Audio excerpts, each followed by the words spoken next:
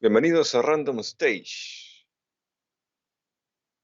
Culminando, bueno, prácticamente culminando con esta temporada, continuaremos con lo anteriormente pactado y esta vez nos centraremos no tanto en el futuro, sino en el pasado, ya que de eso se trata nuestra tercera entrega de esta trilogía.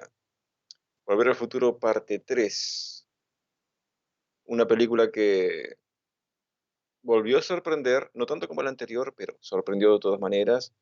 Y miren, ahí Mariano está en los estudios y creo que él les puede explicar mejor un poco sobre esta película porque creo que es, si no su favorita, la segunda favorita de toda la trilogía. ¿O me equivoco en esto? Bueno, bienvenidos a todos como siempre. Y a decir verdad, Pablo, de la trilogía no me quedo con ninguna de ellas. La verdad creo que me gustan las tres. La que me... Digamos que la que me entretiene más es la 2, no por la cantidad de detalles. Eh, si tuviera que elegir una para mirarla así, digo, voy a mirar Volver al Futuro, vería la uno. ¿Ah? Y la 3 la verdad que está muy bien hecha. Es del 90. Y la verdad que eh, no sabría. Seguimos hablando exactamente de lo mismo. Tenemos a Michael J. Fox, a Christopher Lloyd, a, a Thomas Wilson, que, que se han mantenido. Acá se nos une Mary Steenburgen y Leah Thompson, que sigue apareciendo, pero no en primera, así como en la uno o como en la 2. Ya no es tanto la principal, diría yo. Claro, que yo diría que está ahí únicamente para mantener continuidad temporal dentro de la trama, porque si la Exacto. eliminasen como el padre de Marty, no tendría sentido. Claro, yo creo que el padre Marty fue eliminado por otros motivos, pero digamos que acá también podemos ver la actuación de Marty, por ejemplo, de Michael J. Fox, haciendo de su antepasado y ver a Biff, el perro loco, eh, Mm, es genial. Pero seguimos, una de las cosas que vas viendo hasta que llegas a la tercera parte es que Emmett Brown se cruza con él una sola vez y no sabes más nada de la historia de él. Es decir, ujú. sabes de la historia de los McFly, de los Tannen, pero hasta le hicieron una historia para, que no puedo recordar el nombre ahora, de Mary Stenburgen. Uy, Nora, no, tengo un entrevero de nombres hoy. Eh, ah, yeah, que bienvenido al era mundo. que era la maestra, ¿te acordás? Que debería haber muerto y ellos ya alteran, ya Ah, alteran el sí, sí, sí. futuro. Me acuerdo el nombre. Pero, Clara, ¿no? Clara, ahí tenés razón, Clara. Claro, Eh, el barranco. El barranco. ¿Cómo era que se llamaba el barranco? Que llevaba el apellido de ella. ay, sí, pero no me puedo acordar. No, la verdad, ya me voy a acordar. Porque la verdad que no. En este momento, No no sé. puedo. Tengo un enredo de nombre con los personajes secundarios de esta película, porque hay varios.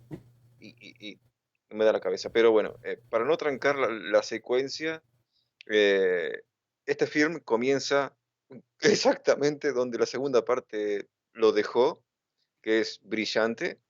te muestra Barranco Clayton. ahí va Clara Clayton, ahí va, me sonaba me faltaba la C al comienzo del apellido. Claro, a mí me faltaba el ton. Ahí va, el Barranco Clayton. Sí, pero ¿cómo se llamaba el barranco antes de que lo llamaran Clayton? Ah, no. Tenía un nombre de un indio, un aborigen o algo así, que de hecho el propio doctor Brown ve el mapa y dice, oye, mira, no se llama Barranco Clayton. Ja, seguramente tendría un nombre indígena, sin darse cuenta de que estaban a punto de joder el futuro con ese pequeño detalle.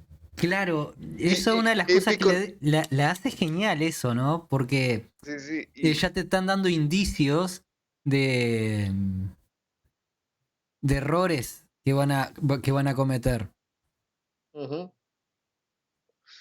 Deja para el final de este episodio el nombre que termina teniendo el barranco, porque es épico, épico. Que, no, en fin, eh, miren, esta película no tiene la gran cantidad de saltos y de cambios de ambientación que sí tuvo la segunda y la primera, pero al centrarse en un solo aspecto temporal, eh, fue genial porque te permitieron no solo conocer el pasado de Hill Valley, sino el desarrollo de los personajes secundarios que ahora sí tienen un papel casi que protagónico.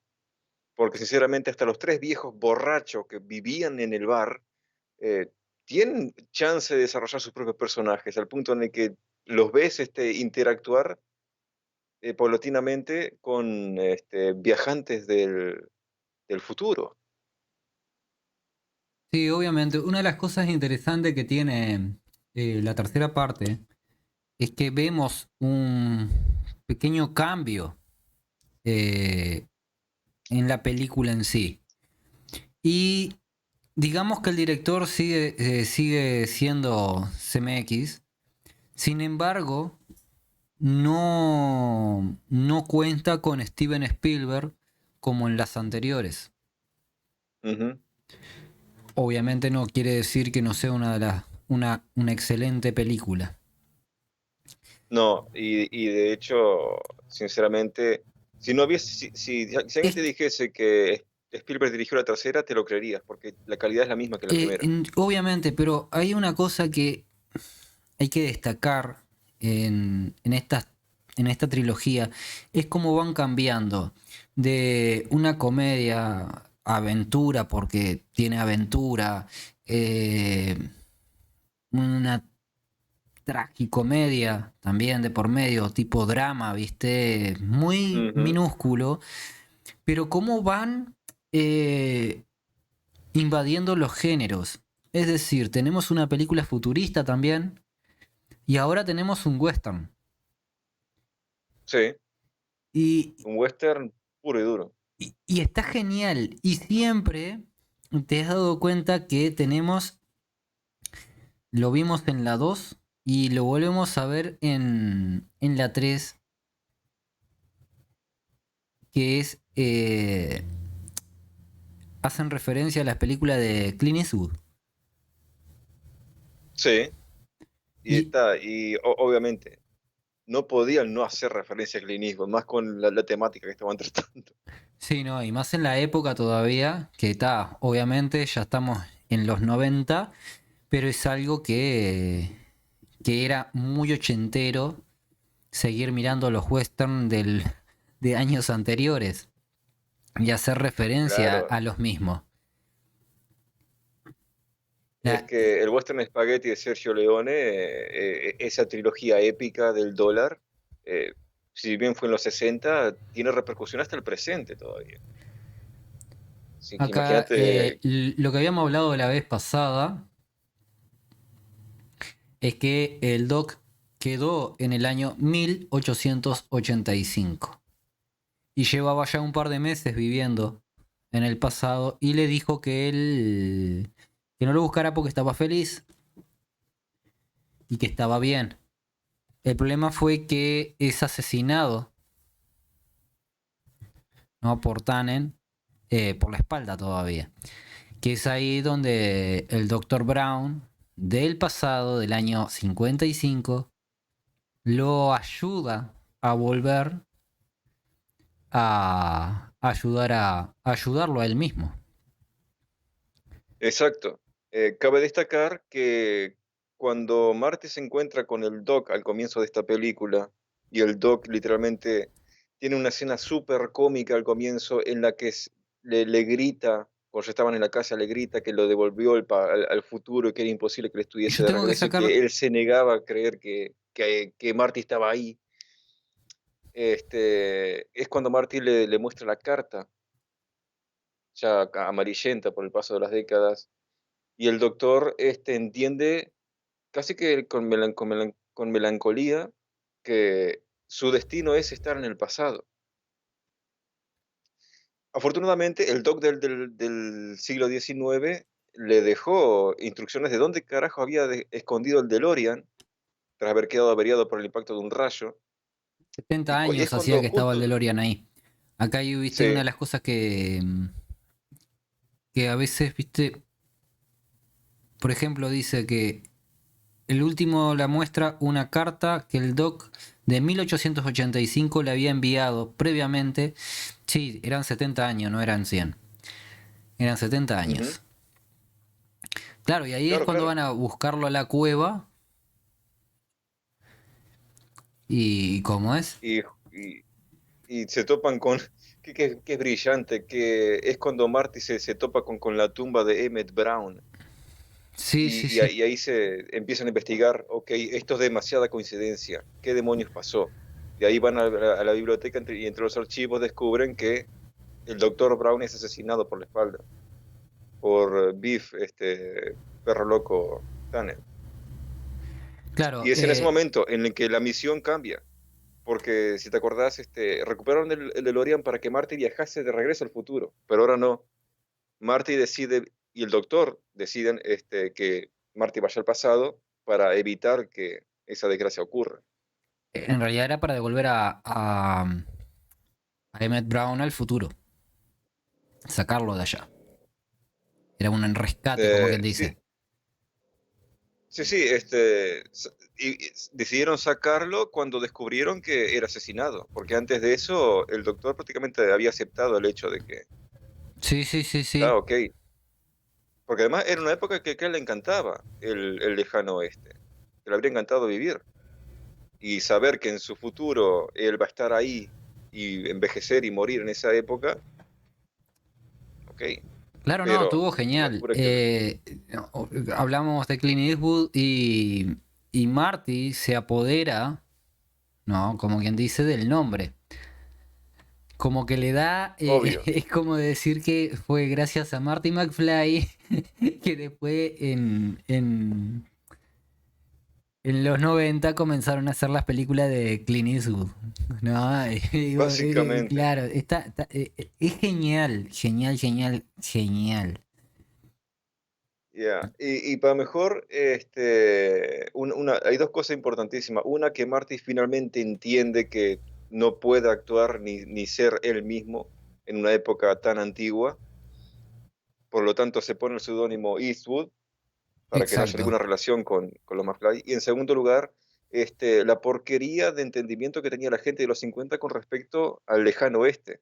Porque en esa época, en la vida real, las películas del oeste eran súper exageradas y los actores siempre vestían de formas estúpidas en contraste con la realidad del pasado. Entonces el doctor Brown viste a Marty con colores rosaditos y lleno de detalles, porque así eran la representación De la de época. vestimenta de las películas de los 50. Exacto. Entonces cuando Marty llega al pasado, todos lo miran en plan ¿de dónde carajo saliste con esa cosa?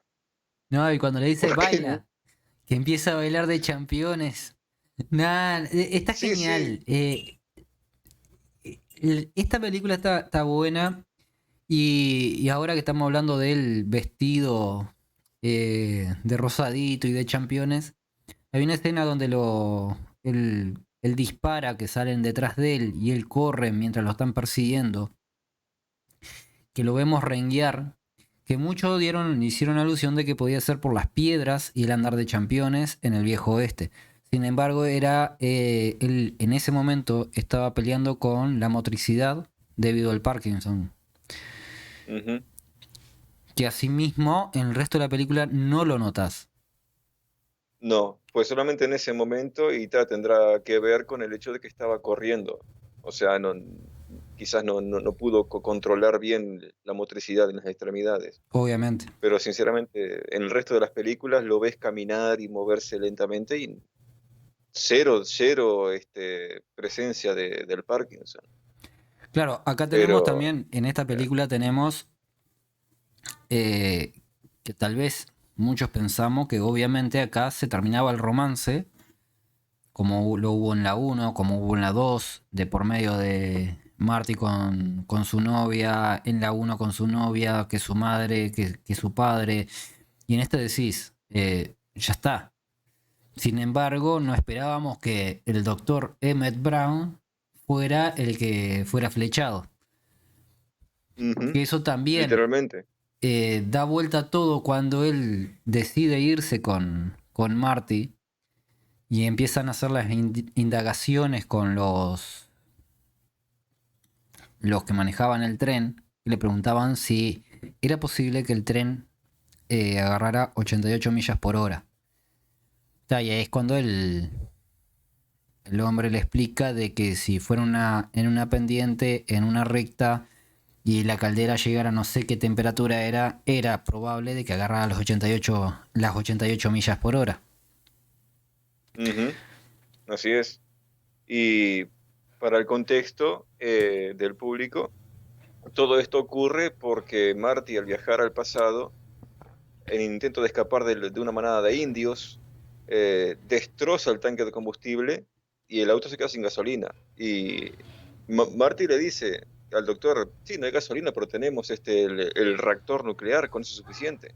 Y el doctor le explica que no, que la máquina del tiempo funciona con eso, pero el vehículo necesita combustible. Claro, pero Entonces, la parte nuclear ya había sido convertida, ¿no? Que podían utilizar cualquier tipo de basura para ujú, que lo sucedió en la 2. En este caso está. Y dijeron que iban a probar con el alcohol de la época. sí, y volaron, creo que fue el sistema de mezcla de combustible. Sí, Ahí el sí. doctor dijo, necesitaré meses para arreglar esto. Intentaron cinchar el auto con caballos, estuvo épico eso, Sí. pero ni en broma iban a llegar a la velocidad.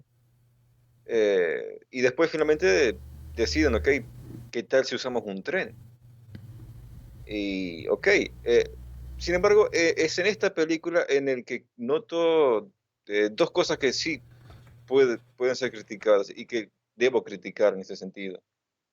La primera, es el hecho de que el homicidio va a ocurrir en Hill Valley. Todo lo que necesitaban hacer era juntar las cosas, llevar el DeLorean a caballo hasta un pueblo muy lejano, darse al tipo para reparar la máquina y ya está. O sea, con salir de Hill Valley escapaban del posible homicidio. Entonces toda la carrera contra el tiempo ocurre, en lo que a mí respecta, bastante en vano en ese sentido. Pero Sí, está. sí. Vivirían escapando, ¿verdad? Porque en una época donde no había ley, y los mafiosos estaban en el pueblo junto con el sheriff. Sí, sí, obvio, obvio. Pero en ese entonces, con ir a otro pueblo ya bastaba, porque Beef no sabría cómo rastrearlos. En realidad, bueno, está eso sí, no sé. Eh, Creo que ambos estaríamos hablando de más debido a la cantidad de muertes que hubieron en el lejano oeste y por ser encontrados en- le tardaría más, pero no sé qué Sí, sí, tanto, sí. no, o a qué To- pueblo, entre otras, o cuál era el que estaba más cercano. Ujú. Sí, ya, pero Son a varias lo que iba es cosas. No, que... además tienen sus detalles, las tres tienen su detalle, pero hay algunos que quedan más a la eh, vista que otros. sí, esta es la que tiene ese tipo de detalles están más a la vista porque por la implicación. O sea, la historia para que funcione tiene que ser en un solo sitio cerrado. y sin embargo, perfectamente habían otras salidas mucho más simples que habrían evitado un montón de problemas para los personajes. Pero solamente un comentario de mi parte con respecto a la trama en sí. Claro que sí.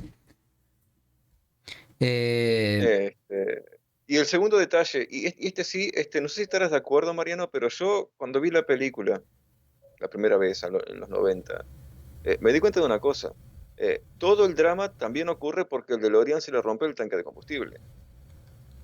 Sin embargo, en una cueva específica estaba el DeLorean original en el cual el doctor llegó a esa época temporal y ese DeLorean tenía el tanque de combustible intacto.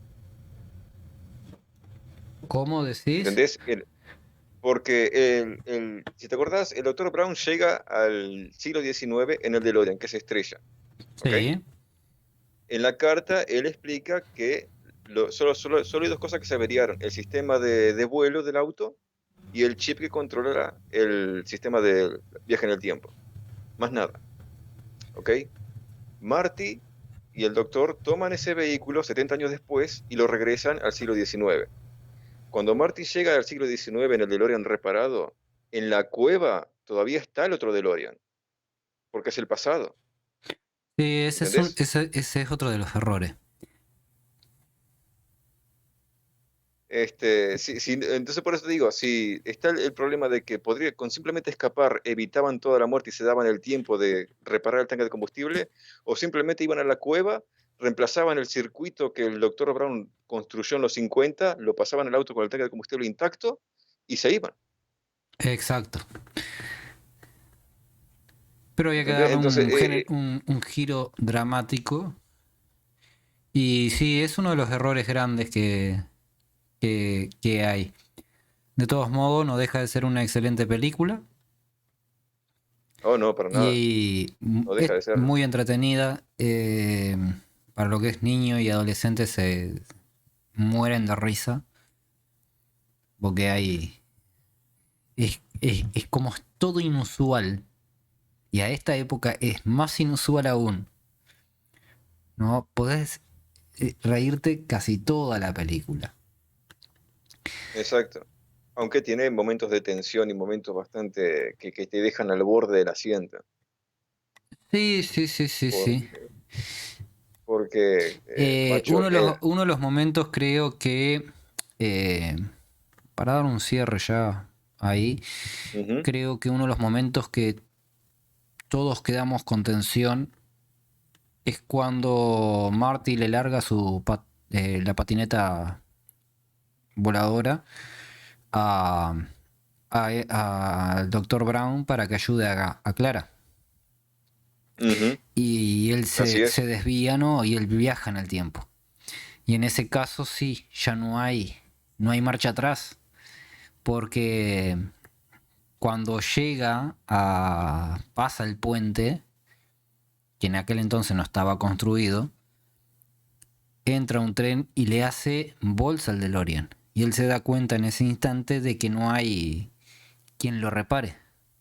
Que el único capaz de replicarlo quedó atrapado en 1885.